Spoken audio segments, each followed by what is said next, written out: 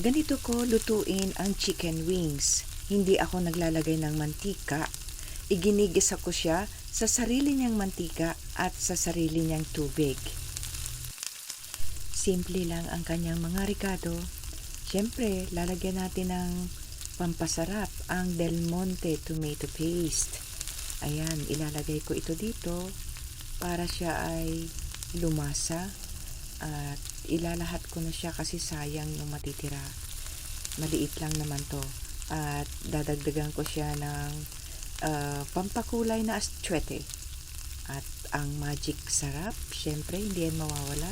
Paminta at ang asin na pampalasa.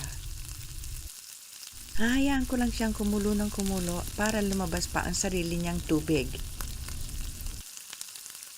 Haluin lang sila together para mag-mix yung ricado niya sa chicken wings.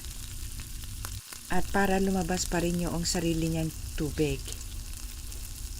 Hanggang sa ito ay lubusang maluto. Ayan, luto na ang chicken wings. So, isusunod ko naman ang patatas at ang carrots na prinito ko ng konti para madali siyang maluto. Ganon din ang red bell pepper.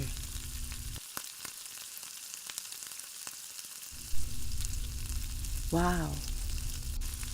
Okay na to. Tawagin na yung mga therapist para makakain na sabay-sabay.